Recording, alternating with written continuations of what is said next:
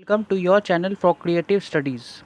Today we would be doing an analysis of the question paper of BEGC 133 British Literature which came in the December 2021 term and examination. तो आज हम लोग इसके बारे में एक पेपर एनालिसिस करेंगे जो कि 3 घंटा का पेपर था और 6 क्रेडिट का आपका पेपर था, ठीक है, जो कि 100 मार्क्स का था। तो चलिए यहाँ पर क्या देखते हैं। अगर आप पहला सेक्शन ऑफ द पेपर में अगर देखिएगा पहला पेज में, तो यहाँ पर बताया गया है explain any 4 of the following passages with reference to the context around 150 words each, जो कि आपका 4 क्वेश्चन आपको अटेम्प्ट करना है और 8 मार्क्स करके पर क्वेश्चन है, ठीक है। तो 4 इंटू 8 दैट इज़ 32 मार्क्स आपका फर्स्ट ये है। तो यहाँ पर 5 क्वेश्चन दिया गया है, ठीक है, आप देख लीजिए यहाँ पर 5 क्वेश्चन दिया गया है। 5 क्वेश्चन में से आपको कोई भी 4 करना है। तो चलिए अभी हम लोग पेपर एनालिसिस का ये स्टार्ट करते हैं। तो ये क्या है, फर्स्ट क्वेश्चन क्या है, एनी 4 में से क्या है, how strange it is to be talked to in such a way, you know I have always gone on like that, I mean the noble attitude and the thrilling voice. I did it when I was a tiny child to my nurse.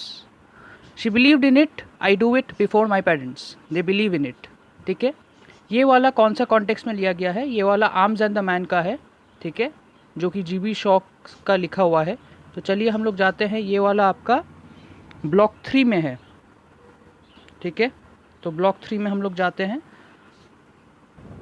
Block 3 unit 11 में है। तो क्योंकि मैं एक soft copy का version में follow कर रहा हूँ, ठीक है, तो ये आपका अगर बुक का होगा तो ब्लॉक 3 यूनिट 11 होगा और अगर सॉफ्ट कॉपी होगा तो ब्लॉक 3 यूनिट 3 होगा।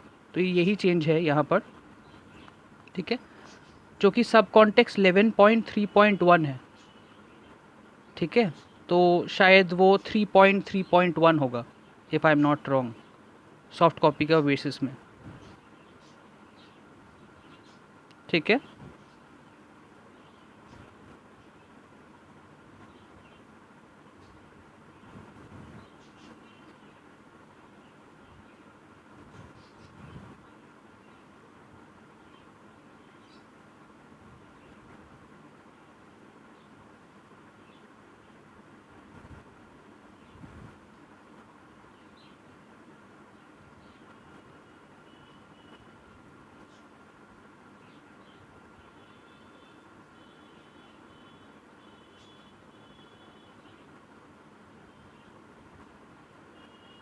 पेज 147 में है बुक के हिसाब से। और D romanticising war in arms and the man, ठीक है।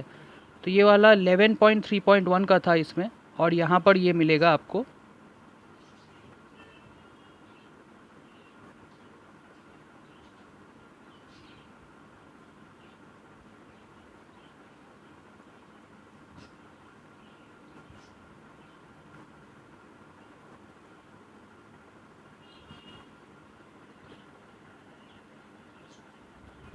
हाँ, तो जैसे मैंने बताया था कि ये बुक में और कॉन्टेक्स्ट में थोड़ा अलग है। तो बुक में अगर आप देखिएगा तो ये 11.3.1 एनालिसिस ऑफ एक्ट 3 जिसको दिया गया है सब कॉन्टेक्स्ट को, वो पेज 146 और 147 में है। 146 छोड़ के 147 मेन है। तो 147 में वो चीज़ है कि you know I have always gone on like that, ठीक है। ये वाला पैसेज है, एक लाइन ज़्यादा दिया गया है, how strange it is to be talked to in such a way, ठीक है। तो अब जब आप आंसर लिखते हो, ठीक है, जैसे यहाँ पर पेज 31 दिया गया है, बुक में आपका वो 147 पेज है, ठीक है।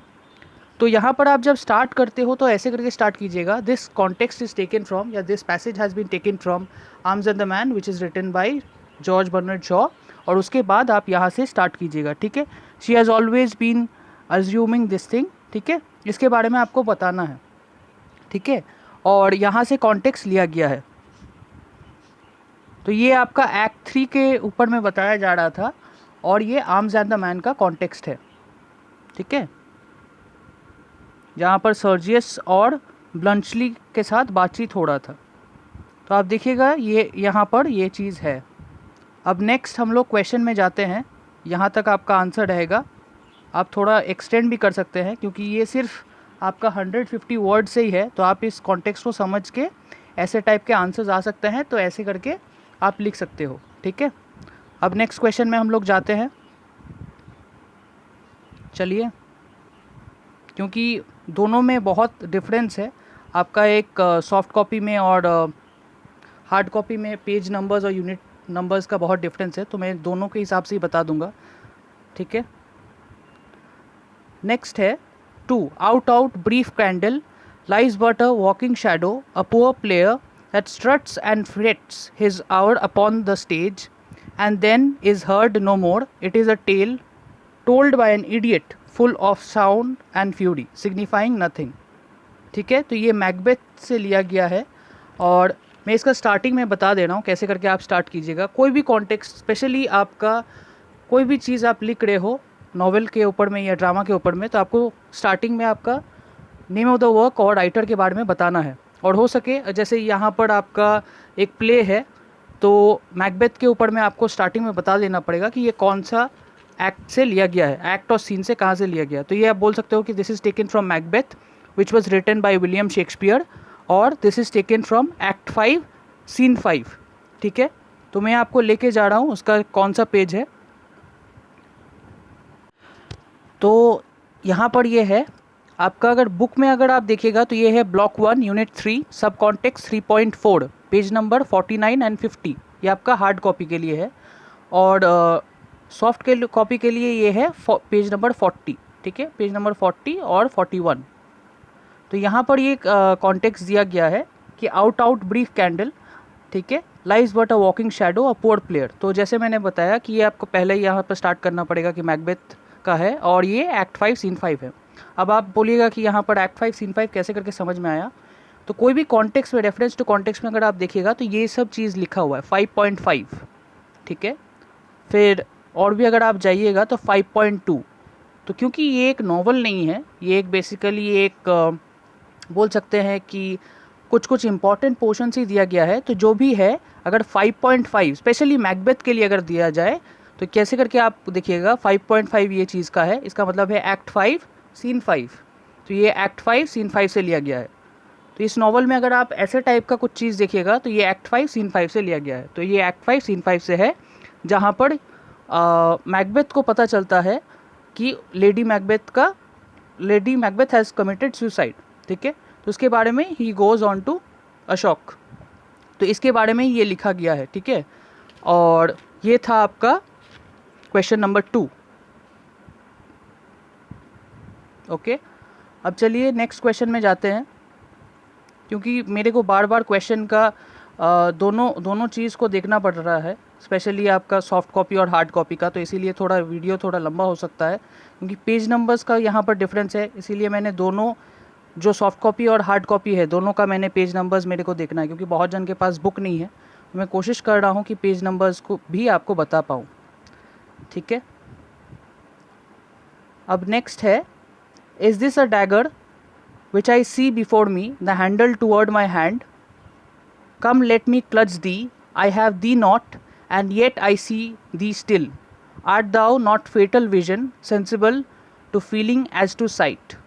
ठीक है। तो यहाँ पर ये चीज़ है, जैसे मैंने क्वेश्चन को रीड किया था, ठीक है। एक्ट 2 का ये है, ये सब कॉन्टेक्स्ट 2.3 मतलब ब्लॉक 1 यूनिट 2, ठीक है, सब कॉन्टेक्स्ट 2.3। पेज नंबर बुक में आपका सॉफ्ट कॉपी में है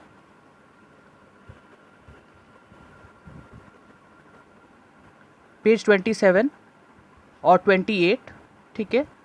और आपका हार्ड कॉपी के लिए ये है पेज 33 एंड 34, ठीक है। तो फिर से आप स्टार्ट कीजिएगा, this passage has been taken from Macbeth by William Shakespeare, और ये एक्ट 2 सीन 1 से है। कैसे करके एक्ट 2 सीन 1 है, देखिए यहाँ पर लिखा हुआ है 2.1 मतलब एक्ट 2 सीन 1।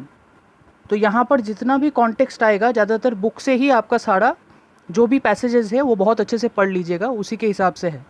तो यहाँ पर क्या है, ये आपका जो सीन है इसके, ये जस्ट आपका मैकबेथ के टाइम में, जब मैकबेथ आपका डंकन को मर्डर करने जा रहा है, ठीक है, जस्ट उससे पहले वाला सीन है। ही इज़ जस्ट विजनरी, एक इल्यूजन वो देखता है, ठीक है। तो ये एक सोलिलोक्य है और इसके बारे में एक क्वेश्चन भी है लास्ट में, तो मैं बताऊंगा कि व्हाट इज़ अ सोलिलोक्य। बट अभी के लिए मैं यही बता रहा हूँ कि ये कॉन्टेक्स्ट क्या है। ऊपरी ऊपरी में सोलिलोक्य के बारे में मैं बहुत अच्छे से समझाऊंगा, ठीक है, क्योंकि एक क्वेश्चन भी पूछा गया ये क्वेश्चन पे। तो ये डंकन का मर्डर होने से पहले ये वाला सीन है जहाँ वो विजुअलाइज कर रहा है वो डैगर को, ठीक है। तो ये यहाँ पर वो हेलुसिनेट कर रहा है, ठीक है। तो यहाँ तक ये रहेगा आंसर, ठीक है,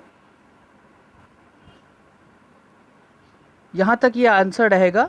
और यहाँ पर आप देख सकते हैं कि कैसे करके ये आंसर को लिखना है, बहुत अच्छे तरीके से दिया गया है। तो फिर से मैं पेज नंबर एक बार बोल दे रहा हूँ, 27 और 28 ब्लॉक 1 यूनिट 2 सब कॉन्टेक्स्ट 2.3 आपका सॉफ्ट कॉपी में ये है पेज 27 और हार्ड कॉपी में ये है पेज 33 एंड 34, ठीक है। तो चलिए अब हम लोग नेक्स्ट क्वेश्चन में जाते हैं। आई नो थोड़ा वीडियो लंबा होगा क्योंकि मेरे को दोनों पेजेस के बारे में सोचना पड़ रहा है। अब यहाँ से आ रहा है फोर्थ क्वेश्चन जो है, miserable and unkind untrue unknightly traitor hearted who is me authority forgets a dying king laid widowed of the power in his eye that bowed the will, ठीक है। ये चीज़ है, ये वाला कॉन्टेक्स्ट आपका मॉर्टे डी आर्थर से लिया गया है, ठीक है, जो कि लॉर्ड एल्फ्रेड टेनिसन का लिखा गया है, ठीक है। तो ये लास्ट दोनों टेक्स्ट जो है 4 और 5 दोनों आपका मॉर्टे डी आर्थर से लिया गया है और 3 और 4 क्वेश्चन जो था आपका मैकबेथ का था, ठीक है। तो चलिए अभी हम लोग देखते हैं। तो यहाँ पर अभी हम लोग देख सकते हैं कि ये वाला कौन सा कॉन्टेक्स्ट में है। ये वाला आपका कॉन्टेक्स्ट में है आपका ब्लॉक 4 से ये लिया गया है, ठीक है, यूनिट 16 अगर आपका हार्ड कॉपी हुआ तो, और ब्लॉक 4 का यूनिट 4 अगर ये आपका सॉफ्ट कॉपी में है तो, ठीक है। और इसका सब कॉन्टेक्स्ट 16.2 है हार्ड कॉपी में, और अगर ये आपका सॉफ्ट कॉपी में है तो ये आपका 4.2 हुआ, ठीक है। जस्ट ये नंबर्स का चीज़ है। तो यहाँ पर हार्ड कॉपी में पेज नंबर 208 209 बुक में है और सॉफ्ट कॉपी में ये बुक है पेज नंबर 42। तो यहाँ पर मॉर्टे डी आर्थर के बारे में बताया गया है, जो पोएम है एक पासिंग ऑफ द किंग का, और वहाँ पर एक सर्व्ड जो नाइट है उसके बारे में ही ये चीज़ बताया गया है, ठीक है। तो यहाँ पर ये चीज़ है, ah miserable and unkind untrue unknightly traitor hearted who is me, ठीक है। तो यहाँ पर पहले ये जो कॉन्टेक्स्ट आप लिखिएगा तो ऐसे करके, अगर ऐसा टाइप का क्वेश्चन फिर से आया तो कैसे करके अटेंड करना है। तो यहाँ पर जो चीज़ बताया गया है, 2 बार किंग आर्थर उसका जो बिलवेड नाइट था सर बिडिवियर, ठीक है। तो बिडिवियर को बोला गया था कि पहले भी 2 बार उसको बोला गया है कि आप ये जो मेरा स्वॉर्ड है एक्सकैलिबर, इसको आप पानी में फेंक के आओ, ठीक है। बट वो कमांड नहीं सुनता है। तो इसके बारे में ये कॉन्टेक्स्ट उसको बताया गया है। जब वो 3rd टाइम वो जब जा रहा है तो इसके बारे में ये चीज़ के बारे में बताया गया है, ठीक है। तो यहाँ पर जो किंग आर्थर है वो बहुत सैड है क्योंकि उसका जो लास्ट सर्वाइविंग नाइट है सर बिडिवियर, वो जब 2 बार जब फेल करता है तो 3rd टाइम उसको फिर से सेंड करता है, और he was very angry before sending him that you have to be told every time for throwing this sword away. तो ये चीज़ है, ठीक है। अब हम लोग ये आपका पेज 42 और 43 तक जाएगा और पेज 208 और 209 जाएगा आपका हार्ड कॉपी में, ठीक है। सॉफ्ट कॉपी में तो ये 42 और 43 है। तो ये वाला चीज़ है, ऐसे करके आपको आंसर करना है। और आप स्टार्टिंग में ज़रूर बोल दीजिएगा कि ये कौन सा कॉन्टेक्स्ट से लिया गया है, ठीक है, कौन लिखा है ये चीज़ को। जैसे ये लॉर्ड एल्फ्रेड टेनिसन का लिखा हुआ था। फिर the old order changed yielding place to new and God fulfills himself in many ways lest one good custom should corrupt the world comfort thy self what comfort is in me, ठीक है। ये वाला भी आपका मॉर्टे D Arthur का लिया गया है, जो कि ब्लॉक 4 से लिया गया है। ये ब्लॉक 3 को लिया, ब्लॉक 4 आपको दिखा रहे हैं, रुक जाइए। ब्लॉक 4 से लिया गया है।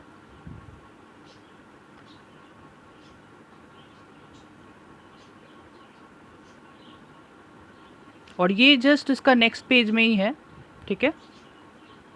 The old order changed yielding place to a new, ठीक है, यही वाला पैसेज है।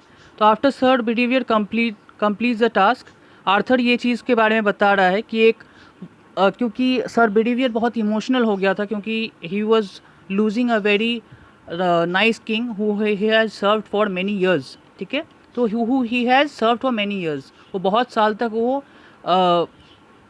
उस किंग को सर्व किया था, और इसीलिए वो जो, क्योंकि वो उसका नाइट था, लास्ट सर्वाइविंग नाइट था। आर्थरियन लेजेंड्स में 12 नाइट्स थे जो किंग आर्थर सर्व करता था, कि जो किंग आर्थर को सर्व करता था, ठीक है।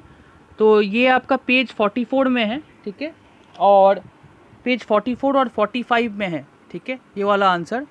और अगर आप पेज 210 और 211 देखिएगा बुक में, जो आपके जिसके पास बुक है उसका पेज 210 और 211, सब कॉन्टेक्स्ट 16.3 ब्लॉक 4 यूनिट 16, जिसके पास हार्ड कॉपी है, और जिसका पास आपका सॉफ्ट कॉपी है ये आपका 4.3 ब्लॉक 4 4.3 सब कॉन्टेक्स्ट ब्लॉक 4 यूनिट 4 में है, ठीक है, पेज 44 और 45 तक, ठीक है। तो अब हम लोग जाते हैं नेक्स्ट क्वेश्चन में, जहाँ पर आपका आ जाता है I think so section B. Section B तो नहीं है ये आपका, आई थिंक सो पार्ट, यहाँ पर सेक्शन करके नहीं दिया गया है, ऐसे ही ये दिया गया है, ठीक है। सेक्शन बी नहीं दिया गया, ऐसे ही दिया गया है 2, ठीक है। जो सेकेंड पार्ट आ रहा है 1 क्वेश्चन हो गया, तो आपको आंसर कैसे करके लिखना है, आपका कॉन्टेक्स्ट को समझाना है कि कहाँ से लिया गया है, कौन राइटर है, ठीक है। ये भी लिख सकते हैं कि this thing is written in that in this year, ठीक है। बैकग्राउंड एक थोड़ा सा इंट्रोडक्शन देके आप डायरेक्ट सब कॉन्टेक्स्ट में चले जाइएगा जो कि पूछा गया है, ठीक है।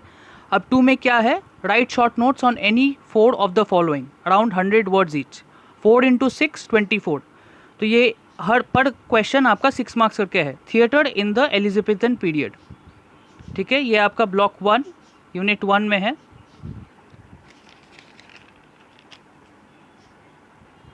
सब कॉन्टेक्स्ट 1.5 है इसका,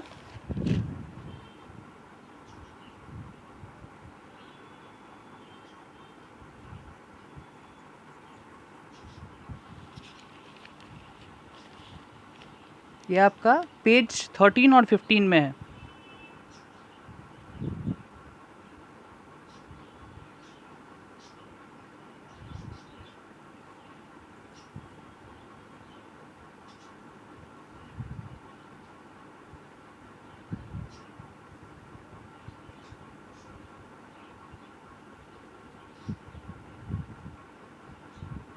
क्योंकि यहाँ पर पेजेस का कुछ डिफरेंस हो रहा है,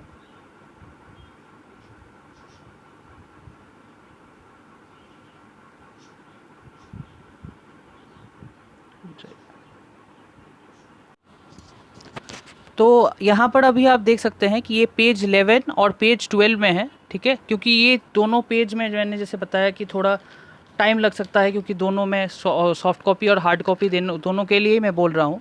तो ये ब्लॉक 1 यूनिट 1 से सब कॉन्टेक्स्ट 1.5, 13 और 15 आपका हार्ड कॉपी में है, जो जिसके पास बुक है, और जिसके पास ये सॉफ्ट कॉपी है इसका पेज 11 और 12 है, ठीक है, क्योंकि पेजेस में थोड़ा अंतर हो सकता है।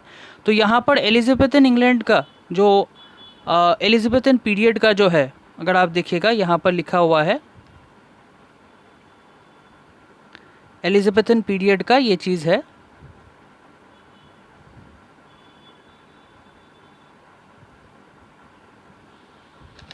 There were many theatres during this period, ठीक है।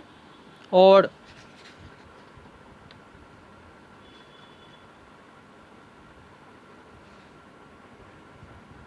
ये वाला आपका पार्ट 2 है, इसके ऊपर में ही आंसर है, ठीक है।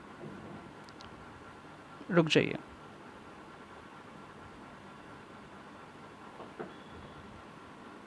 ठीक है। तो ये वाला आपका होगा पेज 9 और पेज 10 तक, ठीक है, क्योंकि दोनों पोर्शन ही सेम ही है, खाली इसका जस्ट कंटिन्यूएशन है वो वाला। तो थिएटर इन इंग्लैंड पहले पूछा गया है एलिजाबेथन पीरियड में, तो एलिजाबेथन पीरियड यहाँ से स्टार्ट होता है।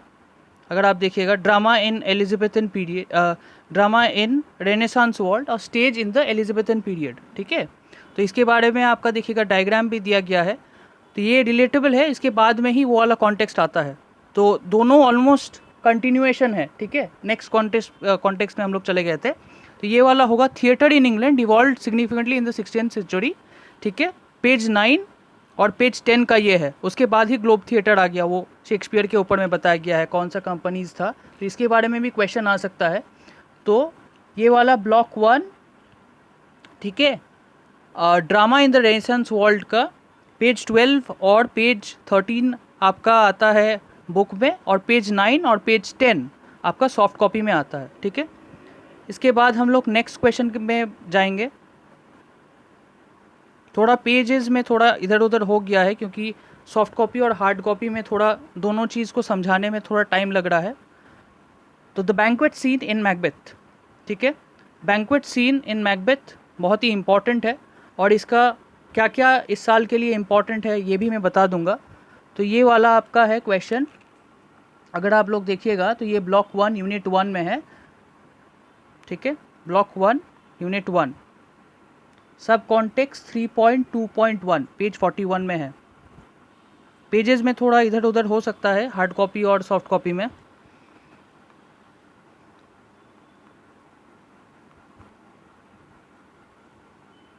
बैंक्वेट सीन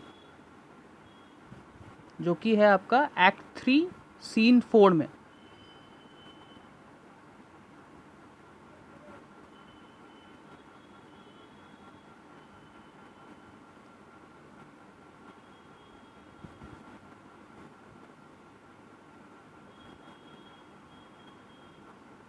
देखिए यहाँ से आता है एक्ट 3 सीन 4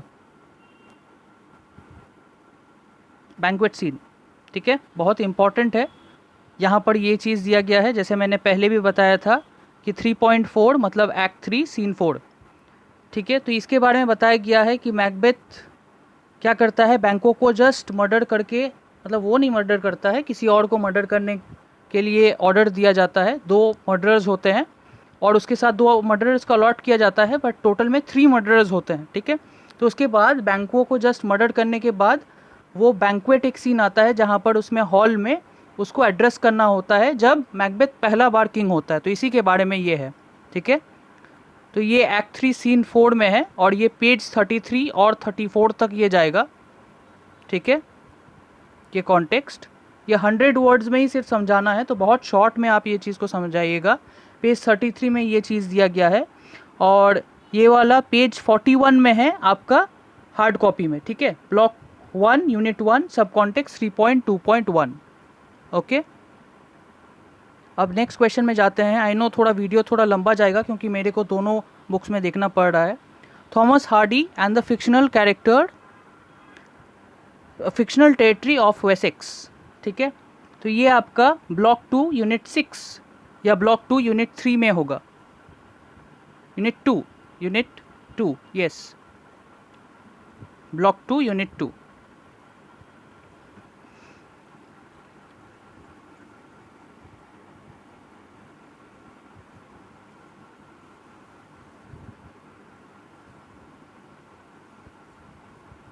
ब्लॉक 2 यूनिट 2 आपका होगा इसमें सॉफ्ट कॉपी में।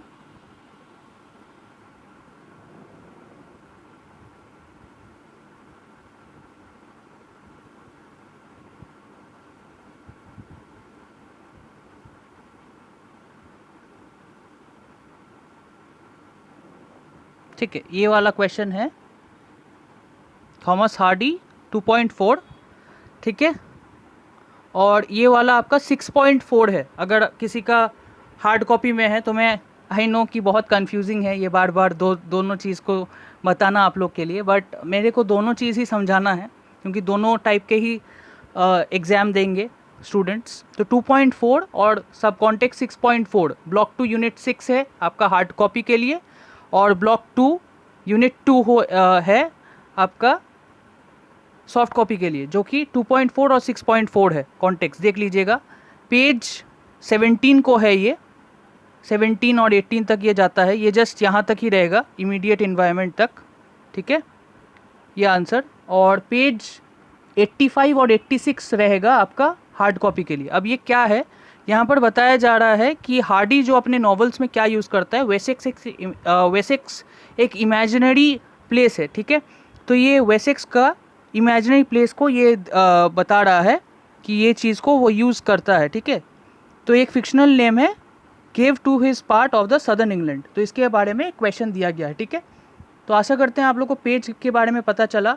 85 और 86 हार्ड कॉपी में, और ये वाला आपका 17 और 18 आपका सॉफ्ट कॉपी में, ठीक है। नेक्स्ट क्वेश्चन में जाते हैं। ये सिर्फ 100 वर्ड्स में ही बताना है, तो जस्ट आपका मेन जो थीम है उसी के बारे में थोड़े से लिखना है, ठीक है। तो जल्दी जल्दी लिखना पड़ेगा आप लोग को ये चीज़ को, इसको ज़्यादा डिले करने से नहीं होगा। तो अब हम लोग आते हैं title of the novel far from the madding crowd, ठीक है। ये वाला आपका है 4th नंबर क्वेश्चन, और ये वाला है आपका ब्लॉक 2 यूनिट 7 हार्ड कॉपी में, ब्लॉक 2 यूनिट 7, ठीक है।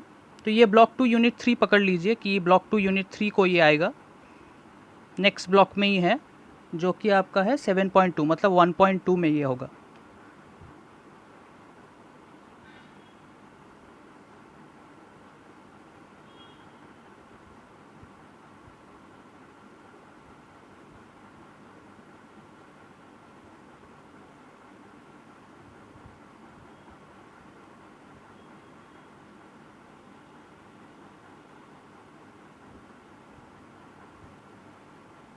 ठीक है, यहाँ पर ये जो चीज़ दिया गया है, अब क्या बोला गया, title of the novel far from the madding crowd, ये क्वेश्चन को थोड़ा घुमा दिया गया है।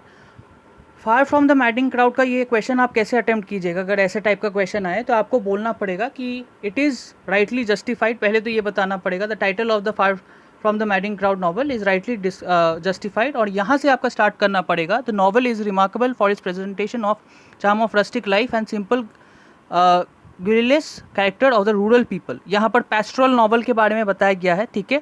स्टोरी स्मूथ, और यहाँ पर अगर आप देखोगे तो यहाँ पर ये चीज़ आपको समझना पड़ेगा कि ये समझाना पड़ेगा कि रूरल जो लाइफ जो है वो आपका कैसे सिटी अर्बन लाइफ से कैसे करके डिफरेंट है, ये चीज़ के बारे में, एक डिफरेंस के बारे में ये बताया गया। ये एक पैस्ट्रल नॉवल है, ये इसी के बारे में इसको आपको एक्सप्लेन करना है, ठीक है। इसी के बारे में, टाइटल के बारे में आपको बताना है। अब हम लोग नेक्स्ट चीज़ में आते हैं, नेक्स्ट क्वेश्चन में। पेज नंबर आपको बता देते हैं पहले, उसके बाद हम लोग जाएंगे। पेज नंबर 22 है, 22 और 23 सॉफ्ट कॉपी में, और ये वाला पेज नंबर 91 और 92 है, ठीक है। 91 एंड 92 हार्ड कॉपी के लिए, ठीक है। चलिए अब हम लोग नेक्स्ट क्वेश्चन में आते हैं, जो कि 5th क्वेश्चन है और लास्ट क्वेश्चन है। Characteristics of Victorian poetry that distinguished it from the poetry of romantic period, ठीक है। तो ये वाला आपका ब्लॉक 4 में है। फिर से अगर आप देखिएगा ब्लॉक 4 यूनिट 13 में है ये, तो अगर ये ब्लॉक 4 यूनिट 13 में हुआ तो चलिए देखते हैं एक बार इसको कहाँ पर है। तो यहाँ पर आप देख सकते हैं ये 1.3 है आपका, मतलब ब्लॉक 4 यूनिट 1 का ये चीज़ है। और आपका अगर ये हार्ड कॉपी में हुआ तो ब्लॉक 4 यूनिट 13, ठीक है। सब कॉन्टेक्स्ट 13.3 पेज 173 और 174 आपका क्वेश्चन नंबर होगा, पेज नंबर होगा 173 और 174 पेज नंबर में ये आपको आंसर मिलेगा हार्ड कॉपी में, ठीक है। तो रोमांटिक पोइट्री और विक्टोरियन पोइट्री यहाँ पर दिया गया है। ये चीज़ का जस्ट आपको की जो इम्पॉर्टेंट चीज़ है, जैसे आपका यहाँ पर टेबल में दिया गया है, इसके बारे में की चीज़ ही बताना है, कैरेक्टरिस्टिक्स ही बताना है। जैसे यहाँ पर कैसे करके आप देखिए, टेबल का चीज़ भी अगर आप टेबल भी लिख दो तो भी चलेगा, नहीं तो आप अगर वर्ड्स में ये चीज़ को जस्ट कनेक्ट करके लिख दो तो हो जाएगा कि romantic poetry is influenced by nature, it has supernatural elements and it had elements like wonderment, romance, emotional aspects involved, and it is a form of expressive kind of poetry, it is expressive kind of poetry, ऐसे करके आप लिख सकते हो। Down to earth, realistic. Victorian poetry के time में आप बोल सकते हो कि ये डाउन टू अर्थ है, लेस इमोशनल है, ठीक है। मेन क्या क्या चीज़ है, ये ऐसा टाइप का डिफरेंस अगर आया पोइट्री या पोर्स में, तो आपको दिखाना है कि क्या क्या चीज़ उसका पहले सेंट्रल एलिमेंट है, टाइप क्या है। जैसे it is influence by nature, यहाँ पर साइंस, विक्टोरियन पोइट्री बोला जाता है, age of science and reasoning, ठीक है। तो ये चीज़ को आपको बताना है कि साइंस के हिसाब से है। तो यहाँ पर आप जैसे कुछ राइटर्स के बारे में भी आप बता दीजिएगा एग्जाम्पल्स, ठीक है, अगर ऐसा टाइप का क्वेश्चन आया तो जैसे जॉन कीट्स हुआ, पीबी शेली हुआ। यहाँ पर आप बोल सकते हो कि यहाँ पर अल्फ्रेड लॉर्ड टेनिसन हुआ, मैथ्यू आर्नल्ड हुआ, रॉबर्ट ब्राउनिंग हुआ। ऐसे करके आप एक्सप्लेन करके ये ऐसा टाइप का आंसर को लिख सकते हो। आइदर टेबल से आप कर सकते हो या आपका यहाँ पर भी डेफिनेशन दिया गया है। तो पेज 8, 9, 10 यहाँ तक रहेगा, या डिफरेंसेस ये वाला तो मॉडर्न पोइट्री आ जा रहा है तो यहाँ पर नहीं होगा। 8, 9, 10 आपका सॉफ्ट कॉपी में, और पेज 173, 174 आपका हार्ड कॉपी में। ठीक है, तो यही था आपका क्वेश्चन नंबर 2। अब क्वेश्चन नंबर 3 में जाते हैं। आई नो वीडियो थोड़ा लंबा जा रहा है क्योंकि मेरे को दोनों चीज़ को समझाना पड़ रहा है, तो वीडियो लंबा जाएगा।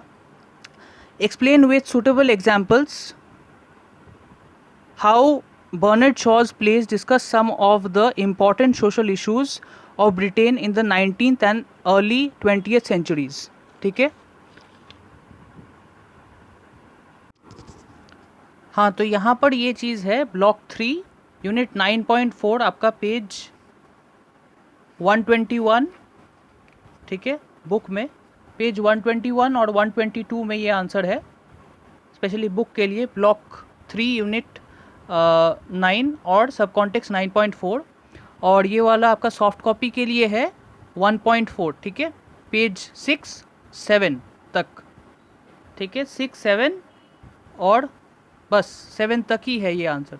ठीक है, तो यहाँ पर सोशलिज्म के बारे में क्या बताया गया है, तो एक फेबियन सोसाइटी होता था, तो बर्नार्ड शॉ और सोशलिज्म के बारे में ये वाला आंसर ही पूछा गया है। ठीक है, तो एक सोशलिस्ट अप्रोच था, ठीक है, बर्नार्ड शॉ का, तो इसी के बारे में ये क्वेश्चन पूछा गया है।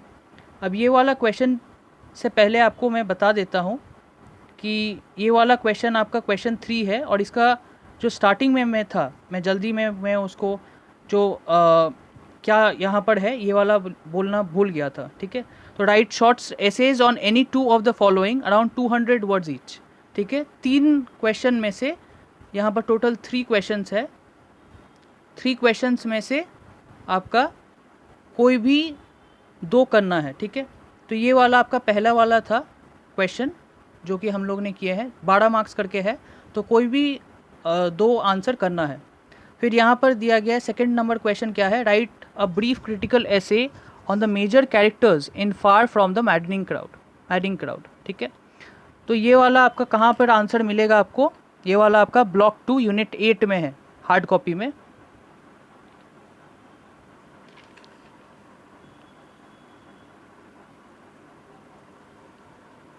या यूनिट 4 भी बोल सकते हैं आप, आपका सॉफ्ट कॉपी के लिए। ठीक है, इसके बाद वाला में होगा। ठीक है, ये वाला है a brief sketch of the major characters in far from the madding crowd. 4.2 है आपका बुक में सॉफ्ट कॉपी के लिए, पेज 34, 35, 36 और 37 तक ये आंसर जाएगा।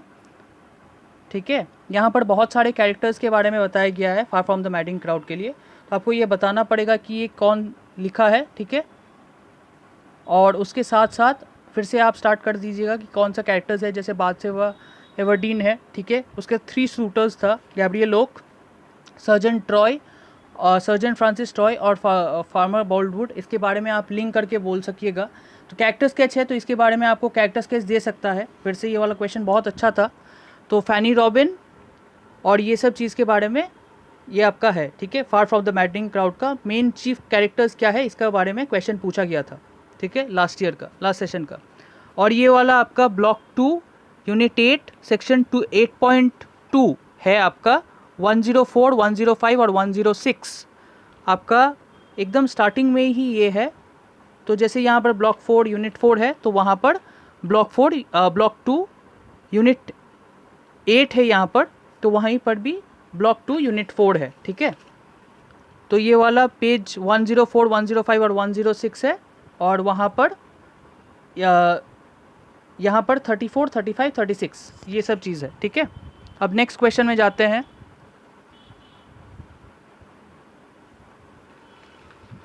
लास्ट जो क्वेश्चन है इस चीज़ के लिए कि explain how Tennyson relates the medieval values highlighted in the poem Morte d'Arthur to the Victorian age. ठीक है, अब क्वेश्चंस बहुत ही कम ही बचे हैं हम लोग के, जस्ट 4 क्वेश्चंस ही बाकी है इसके बाद।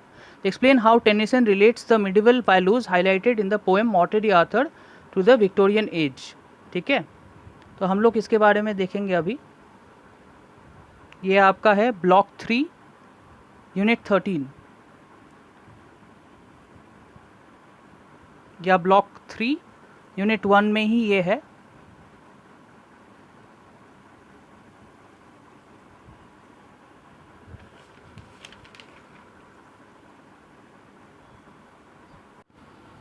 तो यहाँ पर आप देख सकते हैं कि ये ब्लॉक 4 यूनिट 1 में है। ठीक है, Victorian poetry with special reference to Tennyson. ठीक है, तो ये वाला आपका ब्लॉक 4 यूनिट 13 हार्ड कॉपी में है, जिसका सब कॉन्टेक्स्ट 13.5, 176 और 177 में आपको मिल जाएगा।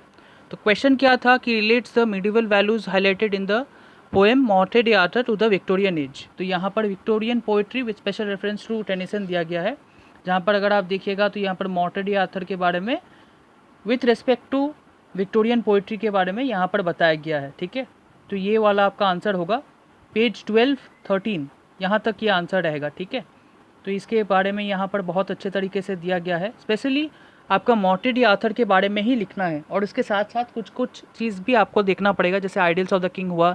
ठीक है, और दी एपिक जो इसका ही प्रीडेसेसर है, ये क्या है उसके बारे में भी आप देख लीजिएगा। ठीक है, आइडल्स ऑफ द किंग बहुत इंपॉर्टेंट है आपके एग्जामिनेशन पॉइंट ऑफ व्यू के लिए। ठीक है, तो इन मेमोरियम कहाँ से क्यों लिया गया था, फिर डेथ ऑफ हेनरी हैलम, ये सब चीज़ के बारे में आपको बताना पड़ेगा कि विक्टोरियन एज के हिसाब से कैसे करके वो मिडिवल वैल्यूज़ को डिस्क्राइब करता था। ठीक है, तो आप ये चीज़ को आंसर को फॉर्म कर सकते हैं। अब हम लोग नेक्स्ट क्वेश्चन में हम लोग जाते हैं, जो कि आपका क्वेश्चन 4 है, और ये वाला आपका लास्ट क्वेश्चन है क्वेश्चन पेपर का। ठीक है, इसमें ऑड है तो 2 क्वेश्चंस का आंसर देना पड़ेगा 300 वर्ड्स करके ईच। आइदर सिर्फ एक आंसर करना पड़ेगा, 10 मार्क्स करके है, तो आइदर ऑड। ठीक है, तो पहला वाला क्वेश्चन क्या है, discuss the dramatic significance of the soliloquy in Macbeth, critically analyse any one soliloquy in the play. ठीक है, तो हम लोग अभी लेके जाते हैं आपको सोलिलोक्यूज में। तो यहाँ पर जैसे आप देख सकते हो कि यहाँ पर एक सोलिलोक्यू है जो कि आपका पेज 26 में है, जैसे पेज 32, 33, 34। ठीक है, आपका एक्ट 1 के लास्ट में और एक्ट 2 का स्टार्टिंग में अगर आप देखिएगा तो यही चीज़ है।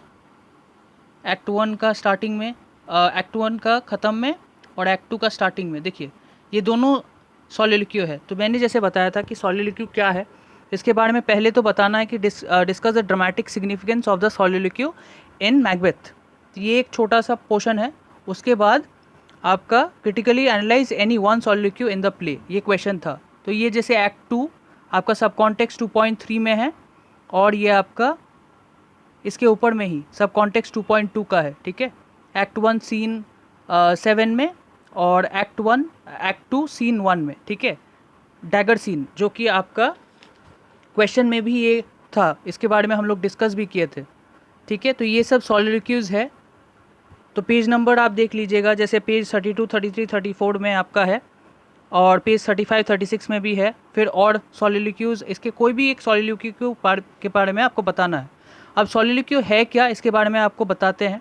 सोलिलोक्यू एक ऐसा चीज़ है, यहाँ पर ये चीज़ है, a soliloquy is addressed by a character alone on stage, मतलब स्टेज में या बुक में, अगर बुक में अगर हुआ या रिटन स्क्रिप्ट में हुआ तो तब तो कोई सिर्फ लिसनर ही सुन पाएगा, या जो रीडर है वही सुन पाएगा। या अगर कोई थिएटर में, क्योंकि पुराना जो शेक्सपियर का प्लेस होता था वो थिएटर में होता था, तो वहाँ पर ऑडियंस ही सिर्फ देख पाते थे। ठीक है, तो जो ऑडियंस है वही सुन पा रहा है, और कोई वहाँ पर कैरेक्टर प्रेजेंट नहीं है, वो क्या बोल रहा है उसके बारे में कोई नहीं जानता। तो सोलिलोक्यू एक बोल सकते हैं कि एक इंडिविजुअल मोनोलॉग है, बट वहाँ पर कोई सुन नहीं रहा है। ठीक है, तो ये एक सोलिलोक्यू है, address by a character alone on stage directly to the audience. अब ये क्या है, ये आप बोल सकते हो कि ड्रामेटिक सिग्निफिकेंस क्या है, कि एक कॉन्शियंस कॉल बोल सकते हो, कि वो कॉन्शियंस के हिसाब से वो खुद के साथ बात कर रहा है कि मेरा जो एक्शन है ये सही है कि नहीं, उसके बारे में वो कॉन्टेम्पलेट करके खुद ही के साथ वो बात कर रहा है। ठीक है, तो ड्रामाज में ये बहुत इंपॉर्टेंट होते थे। और लास्ट क्वेश्चन जो है आज का, वो मैं बता देता हूँ। आई नो वीडियो बहुत लंबा हो गया है, बट क्योंकि मेरे को दोनों पेजेस को समझाना था तो थोड़ा वीडियो लंबा हो गया। और नेक्स्ट वाला क्या है, Bernard Shaw's plays Arms and the Man is a satire of romanticise notions of love and war, comment on this statement. ठीक है, तो हम लोग फाइनली यहाँ पर आ गए हैं। कहाँ पर है ये वाला है आपका ब्लॉक 3 यूनिट 12। पहले मैं हार्ड कॉपी का बता दे रहा हूँ। ब्लॉक 3 यूनिट 12 सब कॉन्टेक्स्ट 12.5 पेज 158, 159, 160, 161। ठीक है, जो कि 12.5.2 है। और यहाँ पर सॉफ्ट कॉपी में अब हम लोग आते हैं 4.5.2 D romanticising Wars in arms and the man. ठीक है, इसके ऊपर में एक क्वेश्चन है कि romanticise notions of love and war, comment on this statement. तो यहाँ से ये लिया गया है रोमांटिसाइज नोशंस ऑफ वॉर। ठीक है, love and war, satire of theatrical. ठीक है, इसी के बारे में ये क्वेश्चन था। अगर आप फिर से देखिएगा क्वेश्चन, तो यही चीज़ आपको एक्सप्लेन करना है कि ये लव और वॉर के बारे में ही आपको एक्सप्लेन यहाँ पर कर दिया गया है। ठीक है, अब ये चीज़ आपका कौन कौन सा पेज है सॉफ्ट कॉपी में, आपका पेज नंबर 42, 43, 44, क्योंकि ये 300 वर्ड्स का है। तो जस्ट आपको इसको समराइज़ करके बताना है कि कैसे करके ये लव एंड वॉर के बारे में ये एक सटायर है। ठीक है, इसके बारे में ही आपका क्वेश्चन है। तो यहाँ पर कुछ कॉन्टेक्स्ट है, जैसे थीम ऑफ लव हुआ। ठीक है, एक ये क्वेश्चन भी आ सकता है आर्म्स ऑफ द मैन का कि ये आपका एंटी रोमांटिक एक है। ठीक है, एंटी रोमांटिक थिंग, जैसे आपका असाइनमेंट में भी एक क्वेश्चन था। अब मैं कुछ इंपॉर्टेंट चीज़ आप लोग को बता देता हूँ एग्जामिनेशन पॉइंट ऑफ व्यू के लिए, और फिर आप लोग ये वीडियो आपका एंड हो जाएगा। जैसे मैकबेथ का पोर्टर सीन है, स्लीप वॉकिंग सीन है, ये आप देख लीजिएगा, बहुत इंपॉर्टेंट है। और आप लोग जब भी जो ये एनालिसिस हम लोग किए हैं, इसके ऊपर में ही आप लोग का पेपर को समझिए और कैसे करके अटेम्प्ट करना है, टाइम को बैलेंस कीजिएगा। ठीक है, और ये चीज़ को समझने की कोशिश कीजिएगा कि आपको स्टार्टिंग में आपका इंट्रोडक्शन में बताना पड़ेगा कहाँ से लिया गया है, कौन सा प्लेस से लिया गया है और कौन राइटर है, ताकि आपको आंसर में ज़्यादा मार्क्स मिल सकता है। तो यही था आज का वीडियो। आशा करते हैं आप लोग को समझ में आया है कैसे करके आंसर्स लिखना है, कैसे करके आंसर्स को फॉर्म करना है, और बहुत सारा आंसर्स को आपको खुद के लैंग्वेज में ही फॉर्म करना है। चांसेस ज़्यादा है कि आपका जो रेफरेंस टू कॉन्टेक्स्ट है वो आपका basically arms and the man, आपका मैकबेथ का से ही ज़्यादा आ सकता है। मैकबेथ से मिनिमम 1 और 2 आपका आना ही आना है रेफरेंस टू कॉन्टेक्स्ट, और मॉर्टे डी आर्थर, इसी से ही आपका ज़्यादातर चांसेस है कि आपका रेफरेंस टू कॉन्टेक्स्ट आएगा। तो यही था आज का वीडियो। आशा करते हैं आपको ये वीडियो अच्छा लगा है। अगर आपको ये वीडियो अच्छा लगा है तो please like, share and subscribe. Thank you so much. Have a nice day.